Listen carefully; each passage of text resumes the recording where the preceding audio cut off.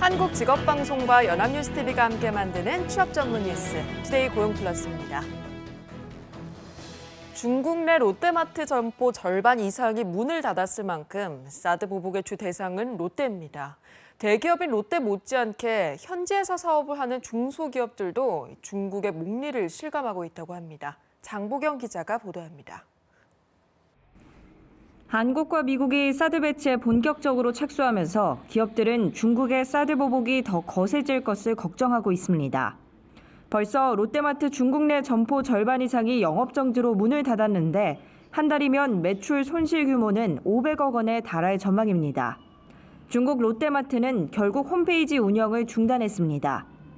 삼성과 LG 전기차 배터리에 대한 중국 정부의 보조금 지급 중단도 사드 목리로 관측됩니다.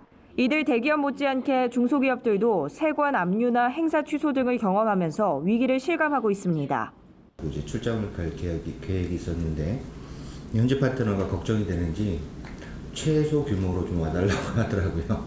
지금도 지금이지만 연말이나 뭐 또 내년 이런 부분들에서는 사실 계획을 잡기가 좀 어려운 상황입니다. 10월 28일 날 나갔던 물품 중에 여기는 100도 나갔는데 약 5,500건이 중국 해관에 지금 압류당한 상태로 묶여 있습니다. 중소기업청은 이 같은 중국 수출 기업들의 애로사항을 면밀히 파악하기 위해 전국 보호무역 모니터링 체계를 중국 대응 태스크포스로 격상하기로 했습니다. 더불어 긴급 경영 안정자금 예산을 지금보다 500억 원 확대 지원할 예정입니다. 또 중국에 대한 수출 의존도를 낮추기 위해 신규 시장을 개척하는 한편 현지 파트너를 잘 활용하는 방법도 해법으로 제시됐습니다. 연합뉴스TV 장보경입니다. 사드 배치로 중국 내에서 반한 감정이 극에 달한 가운데 중국 교민들이 사드 보복에 대한 정부의 실질적이고 즉각적인 대책을 촉구했습니다. 중국 한인회는 성명을 통해 교민들은 사드 배치 결정으로 인해서 생사 존망의 기로에 처해 있다며 교민이 느끼는 공포와 피해를 예방하기 위한 정부의 실질적이고 적극적인 조치와 즉각적인 행동을 강하게 촉구한다고 밝혔습니다. 중국 주재 기업과 기관에서는 반한 운동이 과격화할 것을 대비해 사드에 대한 발언과 불필요한 바깥 활동을 자제하자는 주의사항을 공지하고 있습니다. 중국에서 한국 제품에 대한 불매 운동이 노골적이고 과격한 모습을 보이고 있습니다. 그러나 중국 일각에서는 사드를 이유로 롯데와 한국만 공격하는 건 지나치다는 자성론도 나오고 있는데요. 한반도 사드 배치를 초래한 북한, 또 사드를 운영하는 미국의 책임이 더 크다며 약자인 한국만 괴롭혀서는 안 된다는 주장도 있습니다. 베이징에서 심재훈 특파원입니다. 그동안 한국과 롯데 때리기에 앞장서온 중국 공산당 기관지 인민일보의 자매지인 글로벌타임스에서 자성론이 제기됐습니다. 글로벌타임스는 중국 내 한국에 대한 비난과 롯데 불매운동 확산에 대해 일부 중국인들은 애국이 아닌 국수주의로 보면서 비판하고 있다고 전했습니다. 중국 인터넷상에서는 미국이 사드로 중국을 감시하는 데 사용할 것이라면서 왜 우리는 미국을 보이콧하지 않느냐는 글이 최근 들어 많이 떠돌고 있습니다. 자오링민 사우스 리비스의 전 편집장도 파이낸셜 타임스 중문판에 기고한 글에서 맹목적인 한국 비난을 지적했습니다. 자오링민 전 편집장은 북한이 이 모든 것의 배후이며 미국은 한국을 이용해 목적을 이루려는 국가라고 지목했습니다.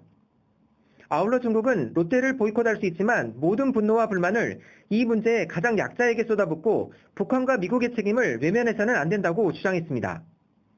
중국 정부 또한 최근 사드 관련 중국 내 불매 및 반대 운동이 불법으로 치달을 경우 처벌하겠다고 밝힌 상황입니다. 그러나 롯데 및 한국산 상품에 대한 중국 내 거부 움직임은 여전히 거셉니다. 270만 명의 팔로우를 거느린 한 중국인 블로거는 롯데 상품 불매와 한국 기업과 협력 중단을 선언했습니다. 중국 온라인 화장품 쇼핑몰인 주메이의 최고 경영자 또한 한국산 상품을 수입하지 않을 것이라고 밝혔습니다. 베이징에서 연합뉴스 심재훈입니다. 한국과 미국 통상장관이 트럼프 새 정부 출범 후 첫 만남을 가지고 협력을 약속했습니다.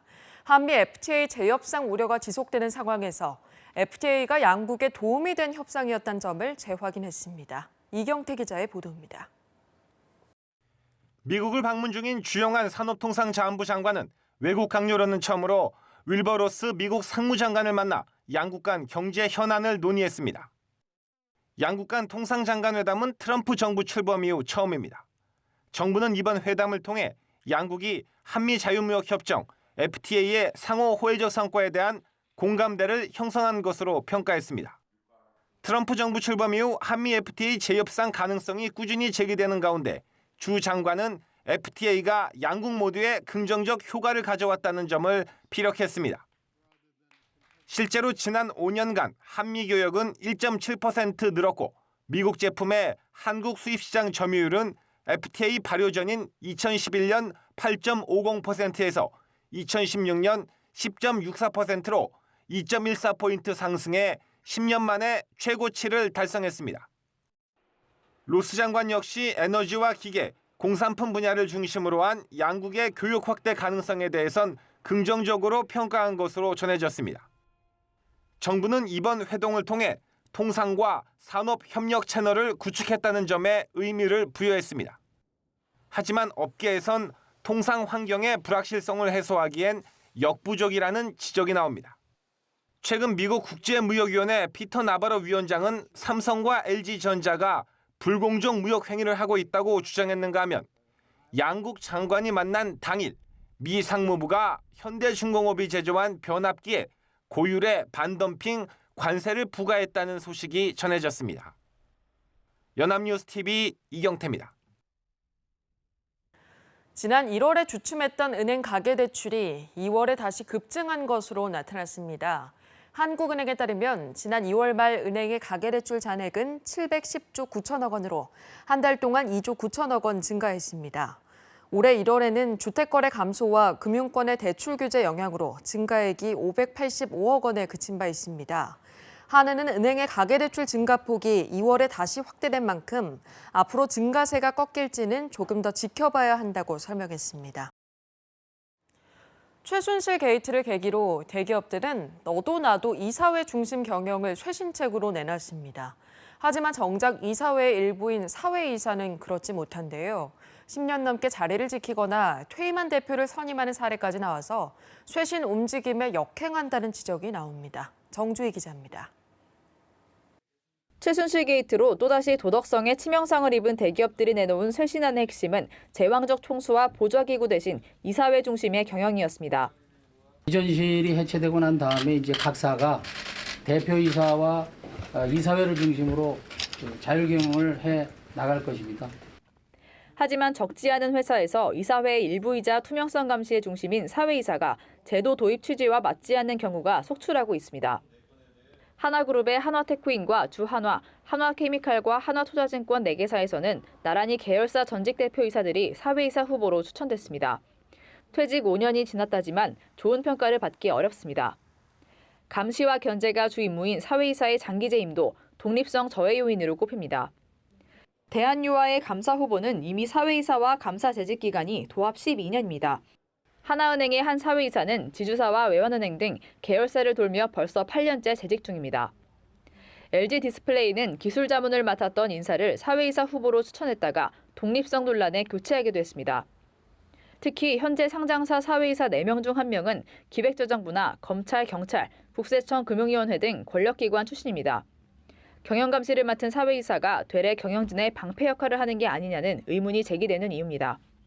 연합뉴스TV 정주입니다. 아이슬란드가 세계 최초로 동일노동, 동일임금 인증제를 도입합니다. 아이슬란드 정부는 노동자 25명 이상의 모든 기업체가 동일노동, 동일임금의 원칙을 준수한다는 인증을 받아야 하는 법안을 이달 중 의회에 제출할 예정입니다. 동일노동, 동일임금이란 성별이나 인종, 국적과 관계없이 같은 일을 하는 노동자에게는 같은 임금을 준다는 원칙입니다. 그동안 스위스나 미국에서 이런 인증제를 도입한 사례는 있지만 모든 사업장의 인증을 의무화한 건 아이슬란드가 처음입니다. 원로 패션 디자이너 진태욱 씨가 연극 무대 의상에 도전했습니다. 캐릭터를 의상으로 표현하기 위해서 작품을 15번이나 읽었다는 진태욱 씨는 기회가 된다면 다시 한번 참여하고 싶다고 밝혔습니다. 청춘 못지않은 노장의 도전, 이문진 기자입니다.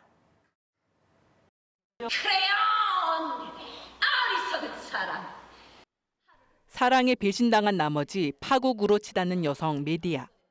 그리스의 3대 비극 작가로 불리는 에우리피데스의 대표작으로 타이틀로를 맡은 이혜영은 열정적인 연기로 무대를 압도합니다. 하나도 이해가 되지 않는 게 없어요. 사랑, 그다음에 고통, 그 복수, 그녀의 모든 게 다 이해가 되기 때문에 연극 메디아의 또 다른 주인공은 바로 원로 패션 디자이너 진태옥의 의상입니다. 극 초반 메디아의 검은색 벨벳 드레스와 실크 망토는 암흑과 같은 분노와 고통, 후반부의 붉은색 저지 드레스는 슬픔을 나타냅니다. 굉장히 극단적인 그런 표현이 있어야 하는 그런 그 의상을 어떻게 해야 될까 고민을 하다가 메디아의 성격에다가 포커스를 맞췄어요. 특히 이번 연극은 진태옥이 무대 의상 제작에 참여한 첫 작품입니다. 파리 프레타포르테 등 50년 이상 숱하게 패션쇼를 치른 백전노장에게도 무대 의상은 큰 도전이었습니다. 캐릭터에 맞는 의상 표현을 위해 대본은 15번 읽었고 대본 연습과 리허설 때도 자리를 함께했습니다. 이제 컬렉션 하지 말고 이런 연극 의상을 해볼까? 뭐 그런 정도로 이번 메디아에 제가 아주 굉장히 매력을 느꼈고 다음에 또 좋은 작품 있으면 또 해야 되겠다 그런 생각을 하고 있고요. 연합뉴스 TV 이문진입니다. 정부가 학령 인구 감소에 대응해서 대학 구조개혁 평가를 하고 그 결과에 따라서 2021학년도까지 입학 정원을 5만 명 더 줄이기로 했습니다. 교육부는 이런 내용을 담은 2주기 대학 구조개혁 기본계획을 발표했습니다. 내년 3월부터 시작하는 2주기 구조개혁 평가에서 최하위 등급을 받은 대학은 국가장학금 지원과 각종 재정 지원 사업에서 배제됩니다. 아울러 대학 간 통폐합을 추진하면 평가 대상에서 제외해 통폐합을 적극적으로 유도할 계획입니다. 꽃샘 추위는 물러갔지만 일교차는 여전히 커서 감기 걸리기 쉬운 날씨가 이어지고 있습니다. 환절기에는 감기가 기승이지만 요즘 같은 봄철 환절기에는 더 잘 걸리고 한 번 걸리면 낫기가 힘들다고 합니다. 김지수 기자입니다. 10도 이상 벌어지는 큰 일교차가 이어지면 우리 몸의 생체 리듬은 혼란스러워집니다. 변덕스러운 날씨에 인체가 적응하지 못해 결국 면역력은 떨어지고 침투돼 있던 감기 바이러스가 이 틈을 타 활동하면서 감기에 걸리는 겁니다. 특히 감기 바이러스 감염이 이루어지는 상기도, 즉 기도 윗부분은 호흡기라는 특성상 기온 변화에 매우 민감합니다. 이 점도 환절기에 감기가 잘 걸리는 이유입니다. 건조하고 찬 공기도 감기 발생을 부추깁니다. 예방을 위해선 물을 자주 마셔 입과 코의 점막을 항상 촉촉하게 해주고 체온 유지에 신경 써야 합니다. 건조하고 차가운 공기에 자주 노출이 되게 되면 점막이 많이 마르고 그럼 점막으로 침투하는 바이러스나 세균에 더 약하게 돼서 감기에 더 잘 걸리게 되는 것입니다. 물을 좀 수분 섭취를 많이 하고 실내 습도를 좀 높여서 점막을 좀 촉촉하게 유지해주는 게 제일 좋은 방법이라고 할 수 있겠습니다. 올바른 손 씻기와 같은 위생 관리도 중요합니다. 감기는 감염자의 침방울을 흡입해 걸리기도 하지만 감염된 사람이 사용한 물건을 만진 뒤 오염된 손으로 눈과 코를 비비면서 감염될 수 있습니다. 감기는 또 보통 1, 2주 안에 낫는데 호전되지 않으면 기관지염, 폐렴 등 2차 세균 감염이 발생했을 가능성이 크기 때문에 전문의의 진단이 필요합니다. 연합뉴스 TV 김지수입니다.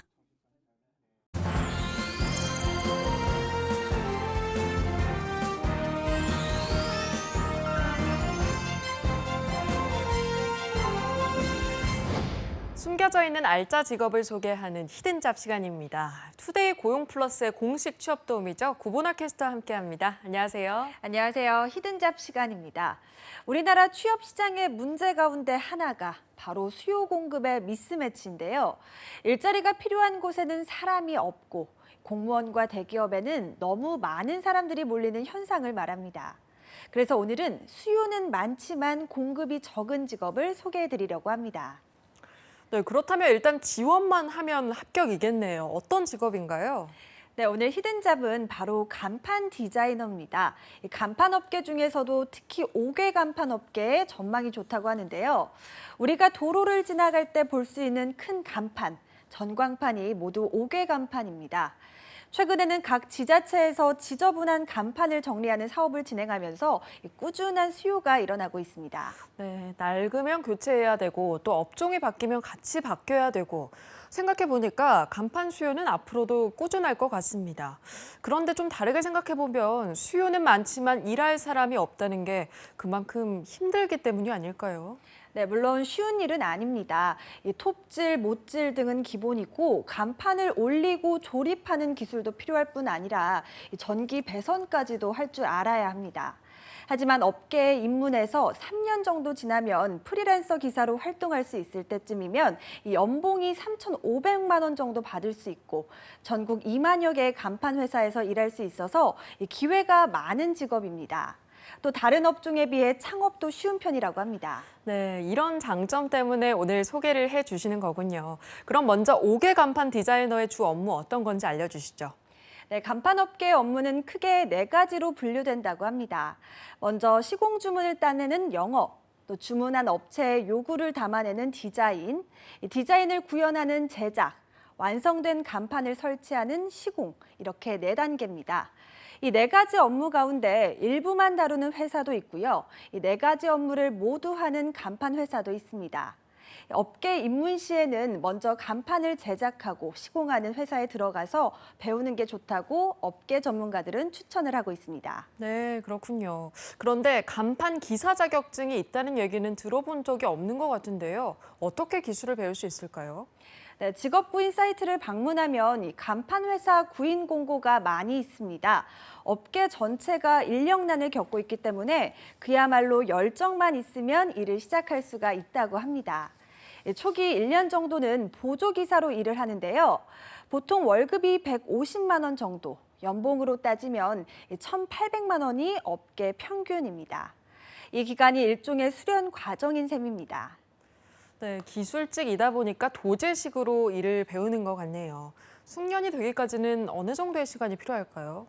네, 간판 제작을 할 수 있는 노하우와 시공 능력을 갖추려면 적어도 3년 정도의 시간이 필요하다는 게 업계 관계자들의 의견입니다. 또 혼자 독립할 수 있는 능력을 갖추게 되면 창업도 생각해 볼 수가 있는데요.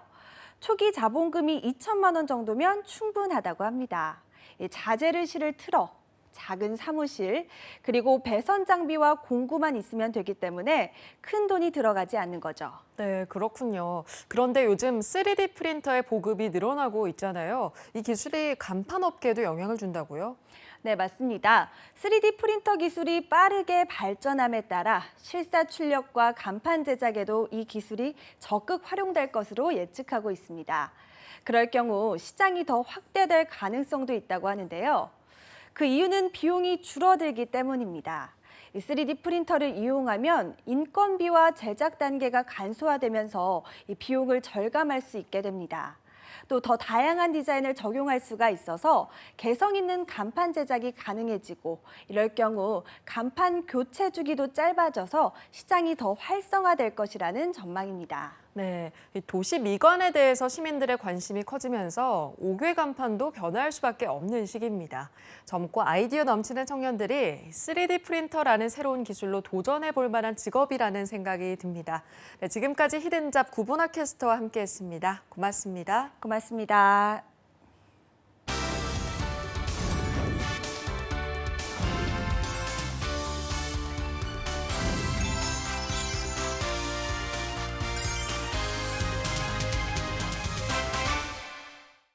투데이 고용 플러스 오늘 준비한 소식은 여기까지입니다. 함께해 주신 여러분 고맙습니다.